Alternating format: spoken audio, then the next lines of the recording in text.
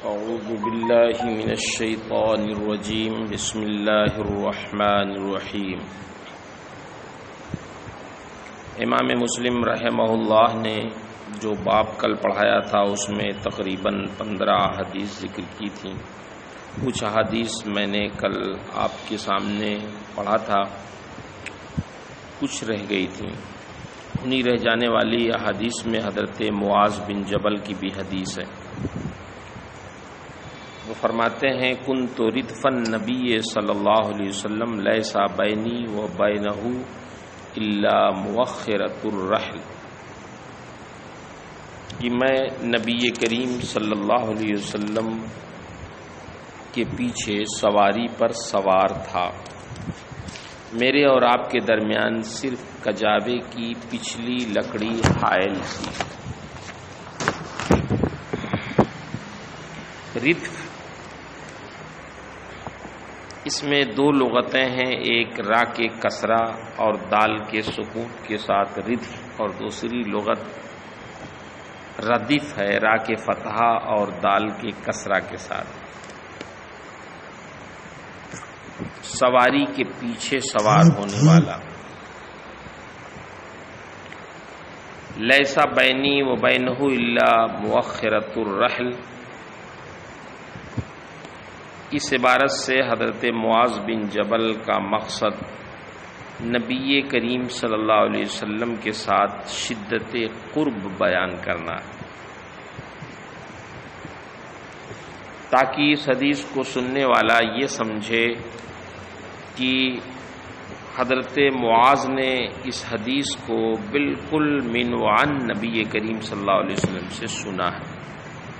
مؤخرۃ الرحل کجاوے، رحل کا معنی ہے کجاوا، یعنی اونٹ کی وہ لکڑی جس پر دو شخص ایک دوسرے کے بالمقابل بیٹھتے ہیں، اور مؤخرۃ الرحل کجاوے کی وہ لکڑی جو سوار کے پیچھے ہوتی ہے۔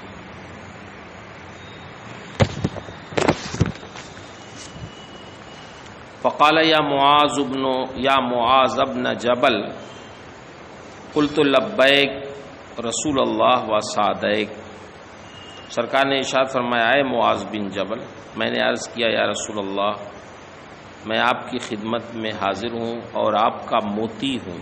لبیک رسول اللہ و سعدیک، لبیک و سعدیک،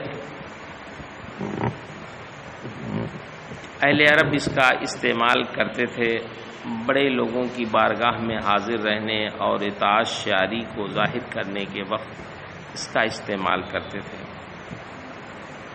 یہاں مقصد یہ ہے کہ یا رسول اللہ میں حاضر ہوں اور آپ کا اطاعت شعار ہوں۔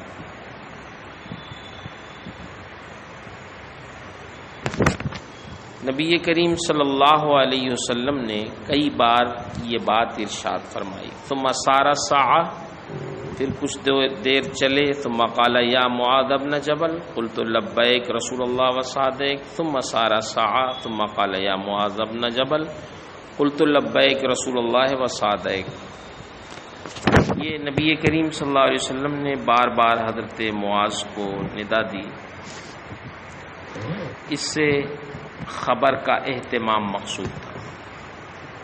حضرت معاذ بن جبل کو کامل طریقے پہ متوجہ کرنا مقصد تھا کہ وہ انتہائی توجہ کے ساتھ نبی کریم صلی اللہ علیہ وسلم کے ارشاد کو سنیں اور توجہ دیں۔ قال هل تدری ما حق اللہ عز وجل علی العباد؟ قال قلت اللہ ورسولہ اعلم۔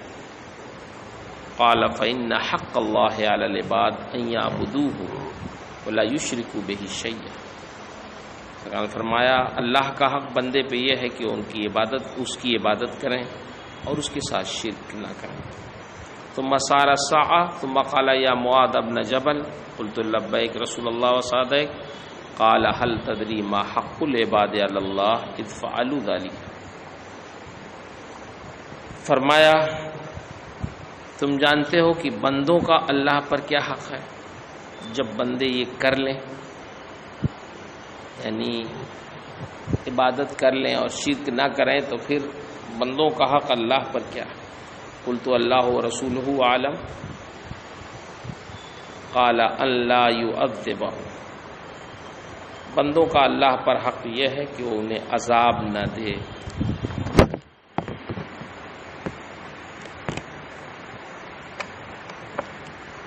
ما حق اللہ علی العباد، لفظ حق کا استعمال دو معنوں میں ہوتا ہے، کبھی اس کا استعمال واقع اور ثابت کے معنی میں ہوتا، باطل کے مقابلے میں ہوتا، اور کبھی اس کا استعمال واجب، لازم اور لائق کے معنی میں ہوتا۔ حق اللہ علی العباد میں حق بمانے واجب اور لازم کے، اور حق العباد علی اللہ میں حق بمانے لائق اور مناسب کے ہیں۔ اول سے مراد یہ ہے کہ بندوں پر لازم اور واجب ہے کہ صرف اللہ کی عبادت کریں اور اس کے ساتھ کسی کو اور کو شریک نہ کریں۔ ثانی کا معنی ہوگا کہ جب بندے مذکورہ طریقے پر اس کی عبادت کر لیں تو بطور احسان اور حکمت کے لائق یہ ہے کہ اللہ بندوں پر عذاب نہ کرے۔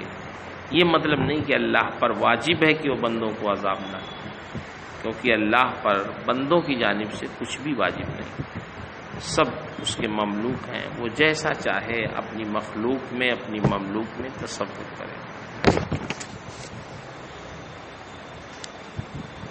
حضرت معاذ بن جبل کی یہی روایت دوسری سند سے بھی امام مسلم نے ذکر کیا،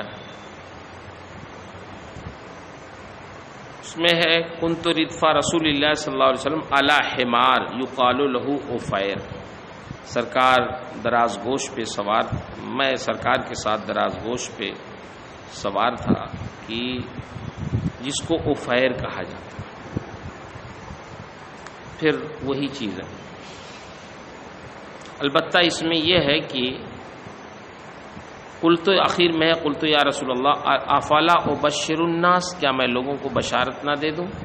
قال لا تبشرهم فیتکلوا، بشارت نہ دے دو کیونکہ پھر وہ اسی پہ بھروسہ کر لیں۔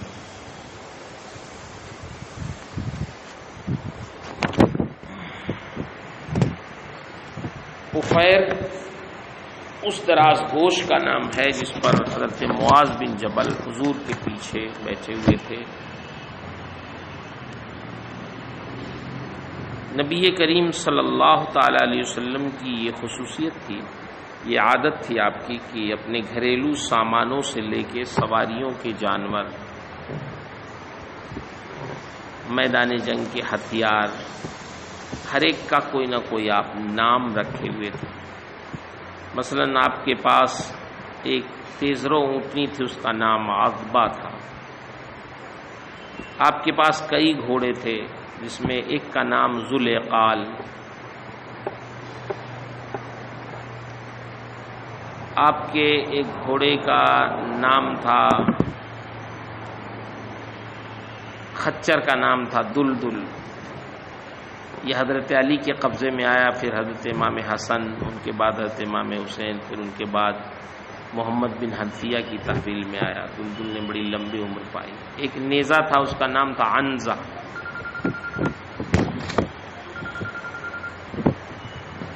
آپ کی ایک لاٹھی کا نام ارجون تھا جو خمدار تھی۔ ترکش کا نام کافور تھا۔ آپ کے دو پیالے تھے، ایک کا نام ریان، دوسرے کا مذیب تھا۔ اس طرح آپ نے اپنے سامانوں کا نام رکھا تھا۔ آپ کے پاس کئی تلواریں تھیں، ایک کا نام ذوالفقار تھا۔ اخیر میں ہے کہ لا تبشرہم فیتکلوا، جب حضور نے حضرت معاذ کو اس حدیث کے بیان کرنے سے منع فرمایا تو پھر آپ نے یہ حدیث بیان کیوں کی؟ اس کا جواب یہ ہے کہ اس حدیث کے بیان کرنے کی ممانعت اس وقت تھی جب لوگ نئے نئے اسلام میں داخل ہو رہے تھے اور فرائض کی ادائیگی اور تکلیف کے عادی نہیں بن پائے تھے۔ اس لیے بیان کر دینے سے اسی پر اکتفا اور اعتماد کا اندیشہ۔ لیکن جب لوگ نماز وغیرہ کے عادی ہو گئے اور لوگ اسلام پر ثابت قدم ہو گئے تو اب اس طرح کا اندیشہ باقی نہیں رہ گیا، تو پھر اسے بعد میں بیان کر دیا تاکہ کتمان علم کی وعید سے بچ سکے۔ اس کے علاوہ بھی لوگوں نے اور جوابات دیے۔ آگے آنے والی حدیث حضرت ابو ہریرہ کی حدیث ہے، اس کو آپ نے پڑھا ہے، مشکات وغیرہ میں بھی پڑھا ہے۔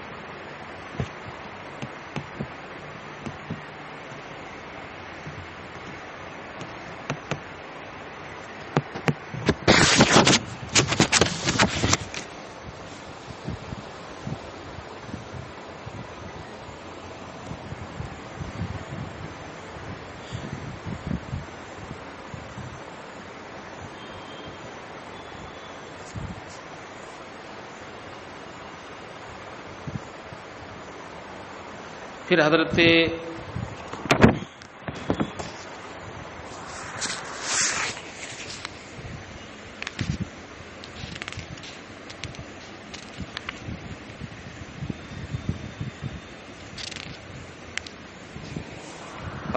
معاذ کی، حضرت ابو ہریرہ کی حدیث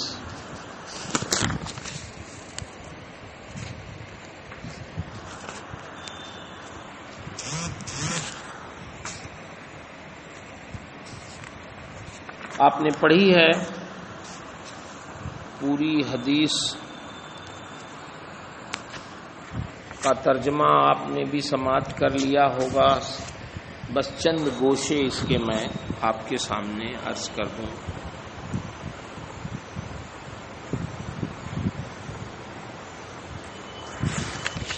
حدیث کے شروع میں ہے کہ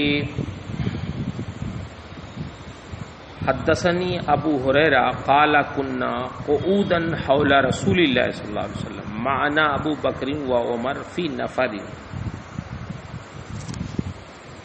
یہ حضرت ابو ہریرہ نے حدیث بیان کی اور فرمایا کہ ہم نبی کریم صلی اللہ علیہ وسلم کے گرد بیٹھے تھے، ہمارے ساتھ ابو بکر و عمر بھی چند لوگوں میں تھے، یعنی چند لوگوں کے ساتھ حضرت عمر بھی تھے۔ اس سے یہ بات سمجھ میں آئی کہ صحابہ کرام نبی کریم صلی اللہ علیہ وسلم کے ارد گرد بیٹھے ہوئے تھے۔ معنا ابو بکر و عمر کہہ کے حضرت ابو ہریرہ نے ایک بڑی فصیح گفتگو فرمائی۔ خبر دینے کا یہ بڑا اچھا طریقہ ہے، کیونکہ کثیر افراد کے بارے میں خبر دینا، سب کا نام لینا، یہ بہت دشوار ہے۔ اس کا بہتر طریقہ یہی ہے کہ اس میں جو معزز افراد ہوں ان کے نام پر اختصار کیا جائے اور دیگر لوگوں کو وغیرہم کہہ کے تعبیر کر دیا جائے، جیسا کہ اس حدیث میں کہ حضرت ابو ہریرہ نے حضرت ابو بکر اور حضرت عمر کا نام لیا، بقیہ لوگوں کا نفر کے ساتھ کہہ کے آپ نے اسی پہ اختصار کیا۔ اس میں ایک لفظ ہے بئرن خارجہ۔ امام نووی علیہ الرحمہ نے اس لفظ کی تشریح میں تھوڑا تفصیل بیان فرمائی ہے۔ فرماتے ہیں کہ اس عبارت میں 3 طریقے مروی ہیں۔ بئرن خارجہ دونوں کی تنوین کے ساتھ، اس تقدیر پر خارجہ بیر کی صفت ہوگا اور مفہوم یہ ہوگا کہ وہ نالی کنویں سے باغ کے اندر جا رہی تھی۔ دوسری ہے بیر کی تنوین اور خارجہ کے آخر میں ہا کے ضمے کے ساتھ، بئرن خارجتہ۔ اس تقدیر پر خارجتہ کی ضمیر ہا کا مرجع حائط ہوگا اور مفہوم یہ ہوگا جس کنویں سے نالی باغ کے اندر جا رہی تھی وہ باغ سے باہر تھا، وہ کنواں باغ سے باہر تھا۔ تیسری تعبیر بیر کی اضافت خارجہ کی طرف، اس تقدیر پر خارجہ کسی شخص کا نام ہوگا، مانا ہوگا کہ پانی کی وہ نالی خارجہ کے کنویں سے آتی تھی۔ پہلی ہی صورت زیادہ مشہور اور ظاہر ہے، لیکن بعض لوگوں نے اس کی مخالفت کی اور کہا کہ وجہ ثالث صحیح ہے،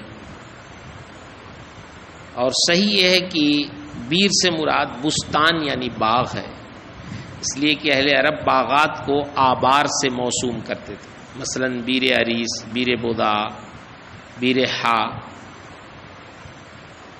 امام نووی رحمہ اللہ فرماتے ہیں کہ اکثر لوگوں نے اس قول کی مخالفت کی ہے۔ نبی کریم صلی اللہ علیہ وسلم نے حضرت ابو ہریرہ کو اپنے نالین اقدس دے کر باہر بھیجا تاکہ لوگوں کو یقین ہو جائے کہ ابو ہریرہ سرکار سے ملاقات کر کے آ رہے ہیں۔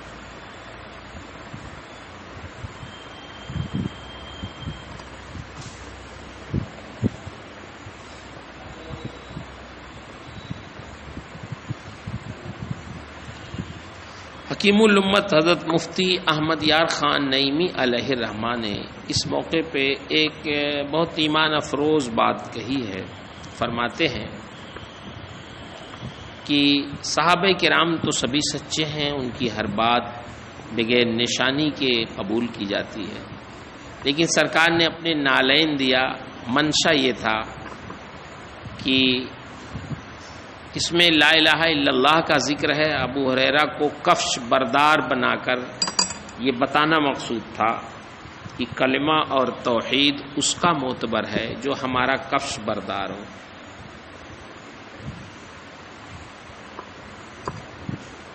کفش برداری میں سارے عقائد و اعمال آ گئے، ان کا نالین بردار یقیناً جنتی ہے، امام حکیم الامت نے فرمایا۔ یشہد ان لا الہ الا اللہ، اور پھر مستیقنا بقلبہ، مستیقنا بہا قلبہ بشرتہ بالجنہ۔ یہ حدیث مذہب اہل سنت و جماعت پر ایک واضح دلیل ہے کہ اعمال کے باب میں تصدیق بغیر اقرار کے اور اقرار بغیر تصدیق کے ناکافی اور غیر معتبر ہے، بلکہ تصدیق بالقلب کے ساتھ اقرار باللسان اور اقرار باللسان کے ساتھ تصدیق بالقلب یہ ضروری ہے، جیسا کہ حضرت ابو ہریرہ کی روایت میں ہے۔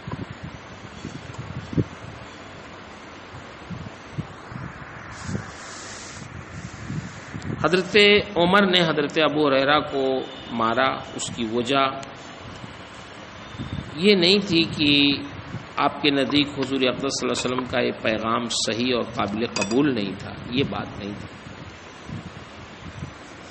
آپ کا مقصود اس فعل سے حضرت ابو ہریرہ کو اس پیغام کے عام کرنے سے روکنا تھا اور انہیں واپس کرنا تھا، اس لیے آپ نے ان کے سینے پر اپنا ہاتھ مارا تاکہ انہیں تنبیہ ہو جائے اور وہ اس کام سے باز رہیں اور واپس لوٹ آئیں۔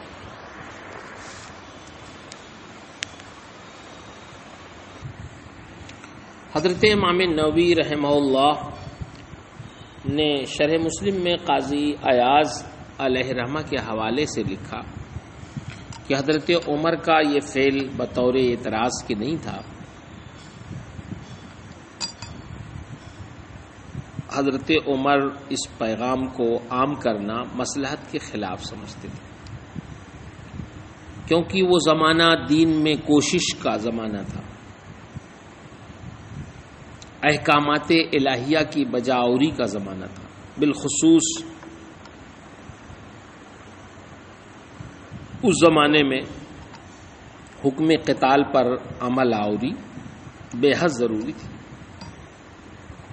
اگر یہ خوشخبری عام ہو جاتی تو احتمال تھا کہ بہت سے لوگ اسی پر اعتماد کر بیٹھتے اور دیگر احکام کی بجاوری میں کاہلی کرنے لگتے۔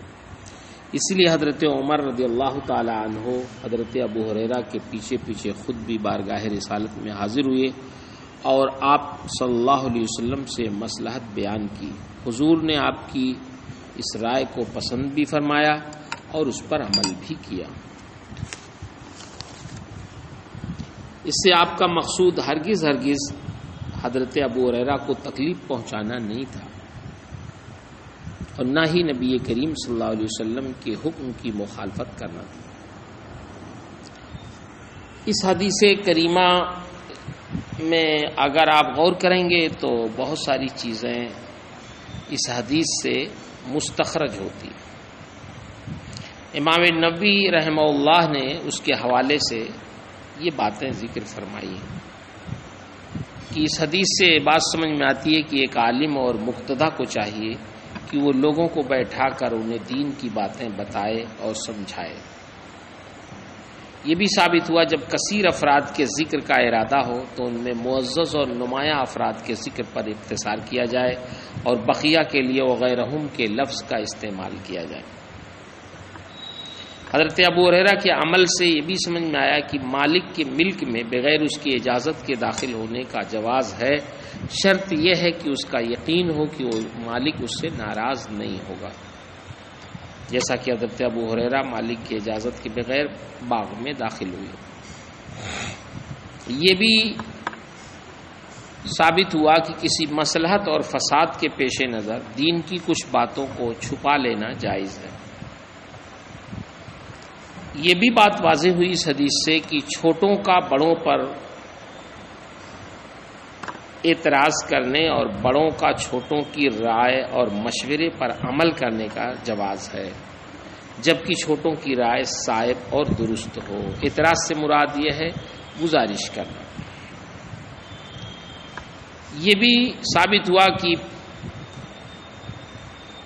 کسی پیغام کے پہنچانے کے وقت امام وقت کا کسی ایسی علامت جس سے لوگ واقف ہوں قاصد کو دے کر بھیجنا جائز ہے، جیسا کہ خود سرکار نے حضرت ابو ہریرہ کو اپنے نالین اقدس دے کر بھیجا، جسے صحابہ پہچانتے تھے۔ حضرت ابو ہریرہ رضی اللہ تعالی عنہ جس باغ میں گئے وہ بنو نجار کا باغ تھا، چاروں طرف سے دیوار سے گھرا ہوا تھا، سارے دروازے بند تھے، لیکن اس کے باوجود حضرت ابو ہریرہ کو اس کا یقین تھا کہ سرکار اسی باغ میں ہے۔ اس کی وجہ یہ ذکر کی گئی کہ نبی کریم صلی اللہ علیہ وسلم کے جسم سے بڑی لطیف خوشبو پھوٹتی تھی، اسی خوشبو سے صحابہ کرام پہچان لیتے تھے کہ سرکار کا گزر ادھر سے ہوا ہے۔ اعلی حضرت امام اہل سنت فرماتے ہیں بھینی خوشبو سے مہک جاتی ہیں گلیاں واللہ، کیسے پھولوں میں بسائے ہیں تمہارے گیسو۔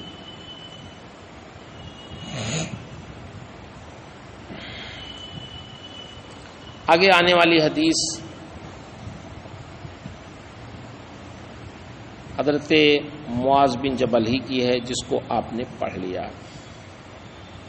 الفاظ تھوڑے سے کچھ بدلے ہوئے ہیں۔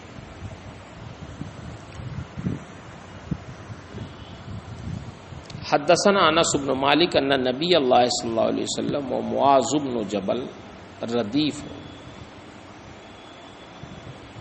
علی الرحل قال یا معاذ قال لبیک رسول اللہ وصادق قال یا معاذ قال لبیک رسول اللہ وصادق قال یا معاذ قال لبیک رسول اللہ وصادق قال ما من عبد یشهد ان لا الہ الا اللہ وان محمدا عبدہ ورسولہ الا حرمہ اللہ علی النار قال یا رسول اللہ افلا اخبر بها الناس فیستبشروا قال اذن یتکلوا، تب تو لوگ بھروسہ کر لیں گے اسی پر۔ فاخبر بها معاذ عند موته تأثما، پھر اس کی خبر حضرت معاذ نے اپنے موت کے وقت دی کتمان علم کے گناہ کے خوف سے۔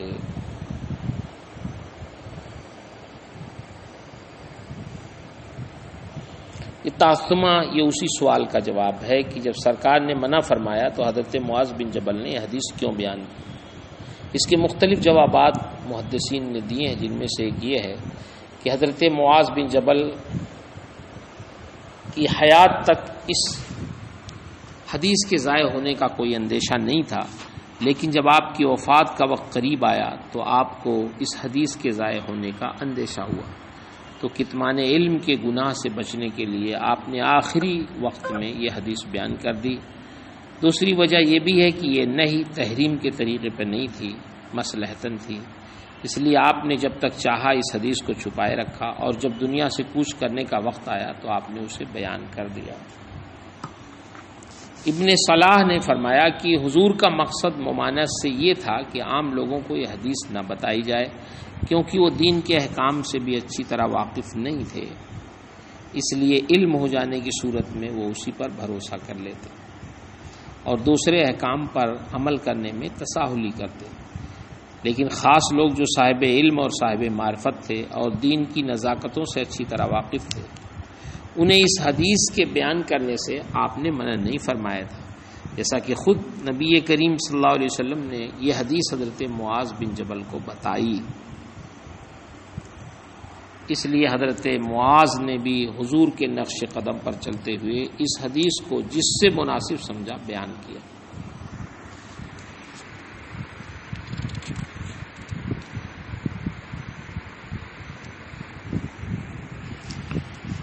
جمہور علماء کا اس بات پر اتفاق ہے کہ حضور دنیاوی امور میں اجتہاد کرتے تھے، لیکن دینی امور میں آپ کے لیے اجتہاد جائز تھا یا نہیں، اس میں اختلاف ہے۔ اکثر علماء اس بات کے قائل ہیں کہ دینی امور میں بھی آپ کے لیے اجتہاد جائز تھا، لیکن دیگر مجتہدین اور آپ کے اجتہاد میں فرق تھا۔ آپ کے اجتہاد میں حکم کی علت آفتاب نصف النہار کے مانند واضح رہتی تھی، جبکہ اوروں کے لیے ایسا نہیں تھا، اسی لیے آپ خطا میں نہیں پڑتے تھے، اور اگر کبھی خطا ہو بھی جاتی تو بذریعہ وحی آپ کو اس خطا پر تنبیہ کر دی جاتی، جیسا کہ حضرت ابو ہریرہ کو آپ نے پہلے عام خوشخبری دینے کا حکم دیا، پھر جب حضرت عمر نے اس پر اعتراض درج کرایا تو آپ نے اجتہاد سے پہلا حکم منسوخ کر دیا۔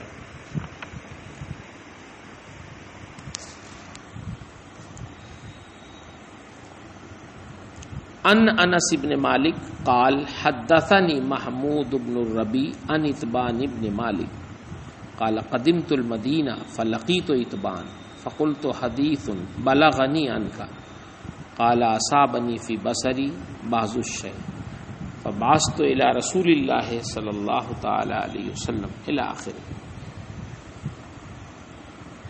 یہ حدیث بھی انہی حدیث میں سے ہے جس کا مضمون آپ نے پڑھ لیا، اسی مضمون کی یہ حدیث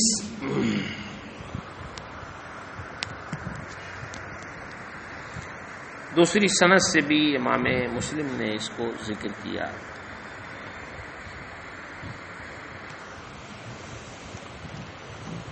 حدیث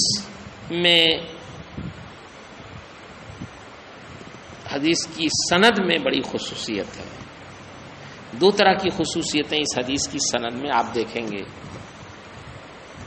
پہلی خصوصیت اس سند کی یہ ہے کہ اس میں 3 صحابہ کرام ہیں اس کی سند میں، حضرت انس بن مالک، حضرت محمود بن ربیع، حضرت اتبان بن مالک۔ یہ تینوں حضرات صحابی رسول ہیں۔ کسی حدیث کی سند میں 3 صحابہ کرام کا اکٹھا ہو جانا یہ بڑی اہم بات ہوتی ہے۔ دوسری خصوصیت اس کی یہ ہے کہ یہ اکابر کی اصاغر سے روایت کی قبیل سے ہے، کیونکہ اس میں حضرت انس بن مالک نے حضرت محمود بن ربیع سے روایت کی، حالانکہ حضرت انس حضرت محمود سے علم، عمر، رتبہ ہر چیز میں بڑے ہیں، پھر بھی وہ ان سے روایت کرتے ہیں، تو یہ اکابر کی اصاغر سے روایت ہے۔ تو یہ 2 خصوصیات اس کی سند میں ہیں۔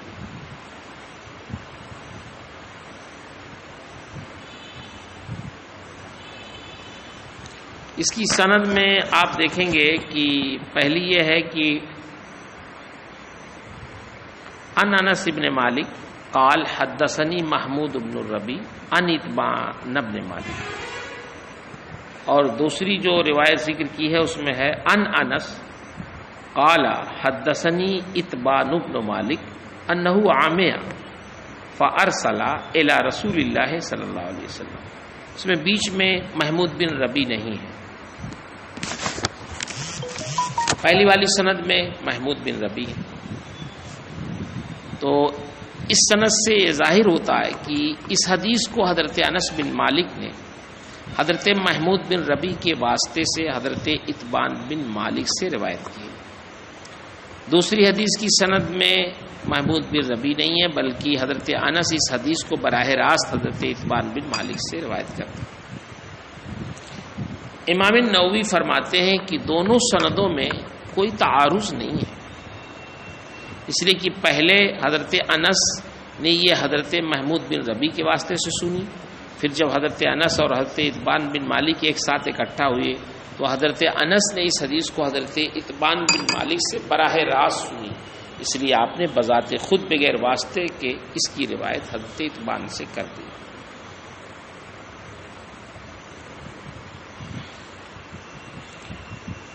دونوں حدیثوں کے متن میں بھی تھوڑا سا فرق ہے. پہلی حدیث میں اصابنی فی بصری بازش ہے، جس سے ظاہر ہوتا ہے کہ آپ کی آنکھ میں کچھ فطور واقع ہو گیا تھا، جس سے بینائی میں کمی واقع ہو گئی تھی. جبکہ دوسری حدیث میں یوں ہے انہو عامیہ، جس سے ظاہر ہوتا ہے کہ آنکھ کی بینائی بالکل ختم ہو گئی تھی اور نابینا ہو گئے تھے. اس کا جواب امام نووی نے دیا کہ پہلی حدیث میں بازو شے سے مراد پورے طور پر بینائی کا ختم ہو جانا ہی مراد ہے، لہذا اب کوئی فرق نہیں رہا.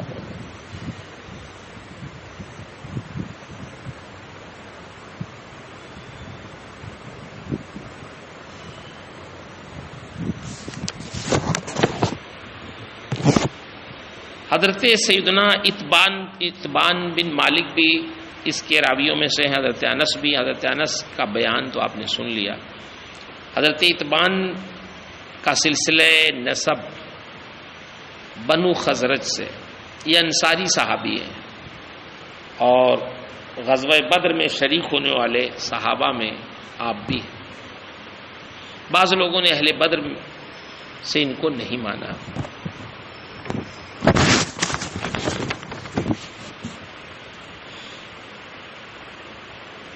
آپ اپنی قوم بنو سالم کے امام تھے. نابینا ہو جانے کی بنیاد پر مسجد میں جماعت کے ساتھ نماز پڑھنے میں جب آپ کو دشواری محسوس ہوئی تو سرکار کی بارگاہ میں آپ نے گزارش کی کہ یا رسول اللہ مجھے یہ عارضہ لاحق ہو گیا، لہذا آپ میرے گھر تشریف لا کر نماز ادا فرمائیں تاکہ میں اس جگہ کو نماز پڑھنے کے لیے خاص کر لوں اور اسی جگہ پر نماز ادا کرتا رہوں. نبی کریم صلی اللہ علیہ وسلم نے ان کی گزارش کو قبول فرمایا اور ان کے گھر جا کر ان کی پسندیدہ جگہ پر آپ نے نماز ادا فرمائی. حضرت اتبان بن مالک حضرت امیر معاویہ کے زمانے میں انتقال فرمائے. آپ کی روایت کردہ احادیث بخاری، مسلم، نسائی، ابن ماجہ، مسند امام مالک میں موجود ہے. حضرت محمود بن ربی بھی صحابی رسول ہیں. محمود بن ربی بن سراقہ بن عمر خزرجی، یہ چھوٹے صحابی ہیں. آپ کی زیادہ تر حدیثیں صحابہ کرام سے مروی ہیں. سیاستہ میں آپ کی حدیث ہیں. حضرت انس بن مالک ان سے علم، عمر اور مرتبے میں بڑھ کر تھے، پھر بھی آپ نے ان سے حدیث روایت کی.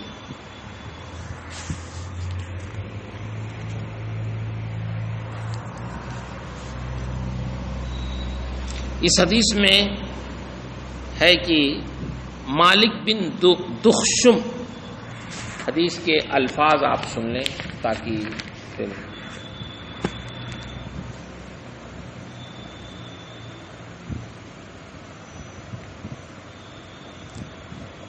فرماتے ہیں، حضرت انس فرماتے ہیں کہ مجھ سے محمود بن ربی نے بیان کیا کہ میں مدینے آیا تو میری ملاقات حضرت اتبان بن مالک سے ہوئی. میں نے ان سے عرض کی کہ آپ کی ایک حدیث مجھے ملی ہے، تو اب آپ مل گئے ہیں تو بغیر واسطے کے وہ حدیث مجھے سنا دیں. حضرت اتبان نے فرمایا میری نگاہ میں کچھ نقص ہو گیا تو میں نے اللہ کے رسول کے پاس یہ پیغام بھیجا کہ میری خواہش ہے کہ حضور میرے گھر تشریف لا کر کسی جگہ نماز ادا فرما لیں، تو میں اس جگہ کو اپنے لیے جائے نماز بنا لوں. فرماتے ہیں کہ پھر اللہ کے رسول اپنے کچھ اصحاب کے ساتھ جنہیں اللہ نے چاہا تشریف لائے. فدخل وهو يصلي في منزلي واصحابه يتحدثون بينهم.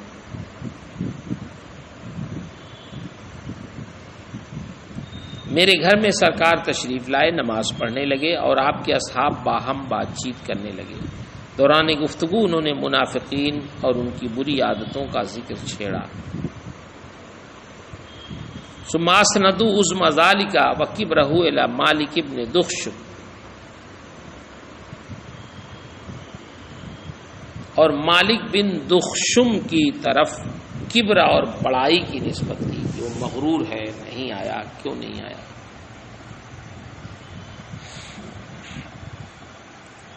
قال ودوا انه دعا علیہ، صحابہ کی یہ خواہش ہوئی کہ سرکار ان کے خلاف بد دعا کر دیں اور پھر وہ ہلاک ہو جائیں. ودوا انه اصابه الشر، اور یہ خواہش ظاہر کیا کہ انہیں کوئی آفت آ جائے. اللہ کے رسول نماز سے فارغ ہوئے اور فرمایا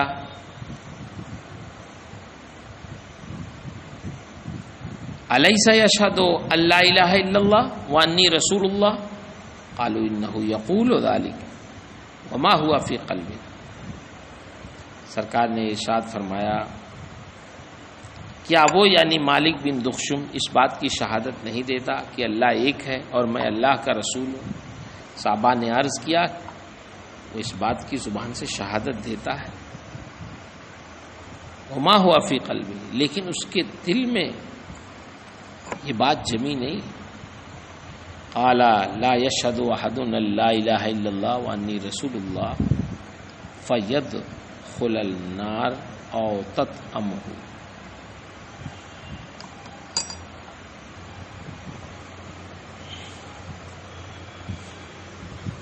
اللہ کے رسول نے فرمایا جو اس بات کی گواہی دے گا کہ اللہ کے سوا کوئی معبود نہیں اور میں اللہ کا رسول ہوں، وہ جہنم میں نہیں جائے گا اور نہ ہی اسے آگ کھائے گی.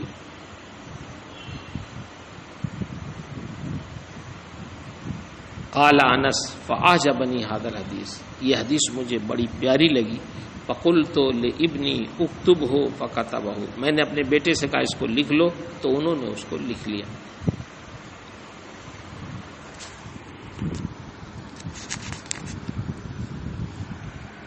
مالک بن دخشم کون تھے؟ یہ قبیلے انصار سے تعلق رکھتے تھے. بدر اور بعد کی لڑائیوں میں یہ حاضر تھے. ان کی طرف نفاق کی نسبت صحیح نہیں تھی اور ان کا اسلام اس سے ظاہر ہے کہ ان کی طرف نفاق کی نسبت کرنے سے اللہ کے نبی نے منع فرمایا. امام نووی فرماتے ہیں میں کہتا ہوں کہ نبی کریم صلی اللہ علیہ وسلم نے ان کے ایمان باطنی اور نفاق سے ان کی برات پر اپنے اس قول سے نسخ کر دیا ہے جو بخاری میں ان الفاظ سے منقول ہے الا تراہ قال انہ لا الہ الا اللہ یبتغی بہا وجہ اللہ، کیا تم دیکھ نہیں رہے ہو کہ انہوں نے کلمہ توحید و رسالت کا اقرار کیا ہے اور اس سے وہ اللہ کی رضا چاہتے ہیں. یہ اللہ کے رسول کی طرف سے اس بات کی شہادت ہے کہ انہوں نے توحید و رسالت کی تصدیق کی ہے اور اس کی سچائی کے وہ معتقد ہیں اور اس سے وہ تقرب اللہ چاہتے ہیں، اور غزوہ بدر میں ان کی حاضری بھی مشہور ہے، لہٰذا ان کے ایمان کی صداقت میں شک کرنا مناسب نہیں ہے. اس حدیث سے ثابت ہوتا ہے کہ صالحین کے آثار و بقیات سے تبرک حاصل کرنا، ان کی تعظیم بجا لانا یہ صحابہ کی سنت ہے. اسی لیے حضرت اتبان بن مالک نے ان کو اپنے یہاں بلایا تھا سرکار کو کہ وہ نماز پڑھ دیں تاکہ وہ جگہ متبرک ہو جائے.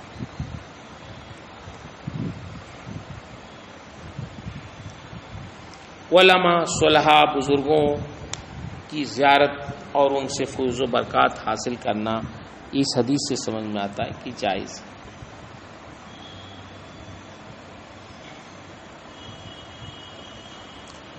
کسی مقتدی کا اپنے محبین و معتقدین میں سے کسی کے گھر جانا یہ جائز ہے.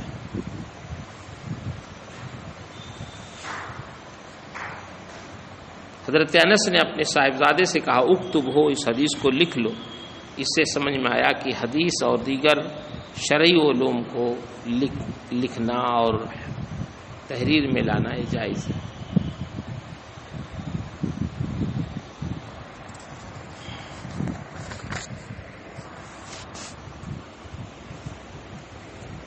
اس باب کی تمام احادیث میں کلمہ توحید و رسالت کی تصدیق و اقرار پر جنت کی بشارت دی گئی ہے۔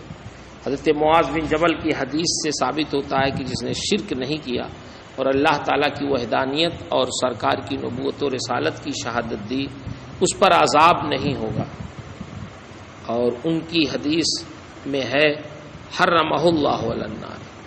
حالانکہ بہت سی احادیث صحیحہ سے ثابت ہے کہ گناہگار مومنوں پر عذاب ہوگا۔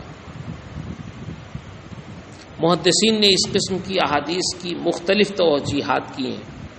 حضرت سعید بن مسیب فرماتے ہیں کہ یہ بشارت اس وقت تھی جب فرائض، اوامر اور نواہی کا حکم نہیں آیا تھا۔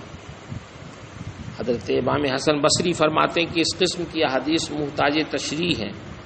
ان کا مطلب یہ ہے کہ جس نے کلمہ توحید و رسالت کا اقرار کیا اور اس حکم کا حق بھی ادا کیا اور اس کے فرائض کی بجاوری اور نواہی سے اجتناب کیا، وہ اس بشارت کا مستحق ہے۔